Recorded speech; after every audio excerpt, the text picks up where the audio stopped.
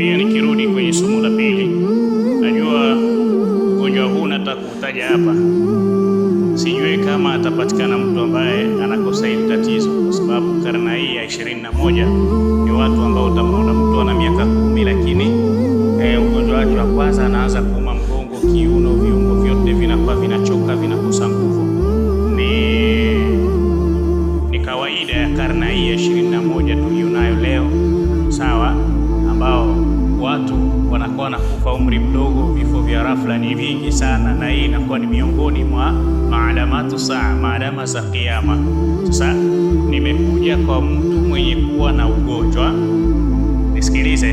Najua hii magonjwa nitakuitaja hapa utaikosa, utakuwa nayo, na baada ya kusikiliza hii dawa usipuuzie, ifanyie kazi. Wallahi utakuja kunishukuru na kuniombea dua nzuri kwa Mwenyezi Mungu anizidishie ilmu ili niendelee kutoa faida ya kuwasaidia walimwengu insha Allah.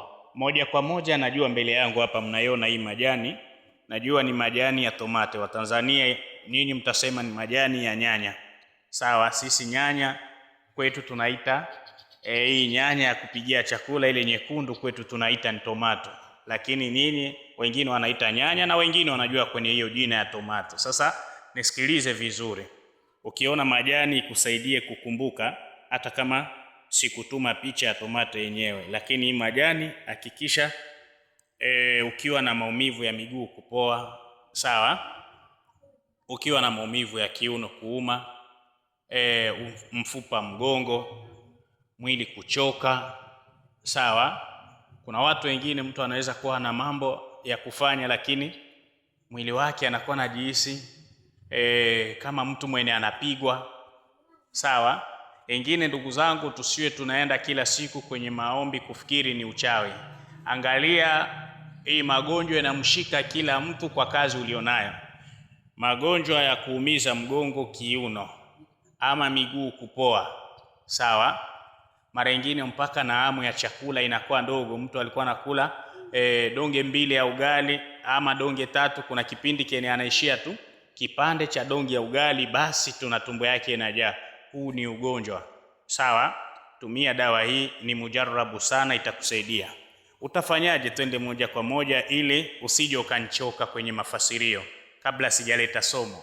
Jambo la kufanya, utachukua hii majani ya tomato, sawa. Chukua nyingi ya kutosha, unatakiwa kuisaga, ukamue maji yake. Kisha unatakiwa kuchukua maji ya limao, citron, unachanganya, sawa. Kisha unachukua tangawizi, sawa, unasaga tangawizi yako, unachanganya kwenye huo mchanganyiko wako, sawa. Baada ya hapo utachukua hivi vitu vyote, unapata juisi yako vizuri kabisa.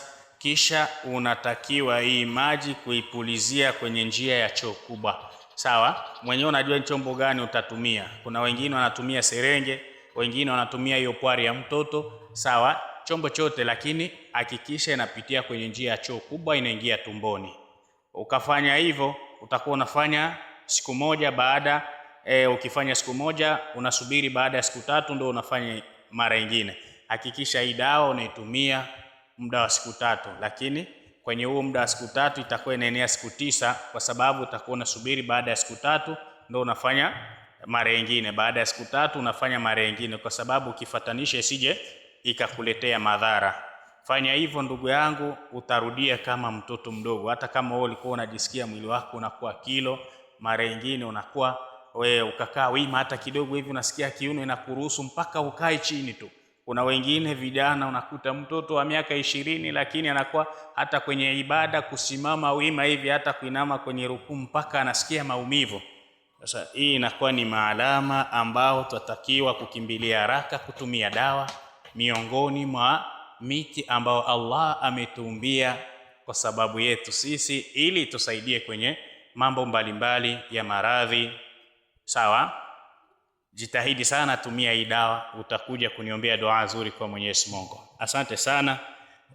Hivi kuna watu ambao waliniomba dawa ya istoma, insha Allah nitawaletea hiyo dawa, lakini baada ya kutumia hii dawa hii ukiona mafanikio niletee mrejesho na uniombee dua kwa Mwenyezi Mungu atuzidishie ilmu ili tuendelee kusaidia walimwengu insha Allah. Assalamu alaikum wa rahmatullahi wa barakatuh. Kwa Kristo, shalom.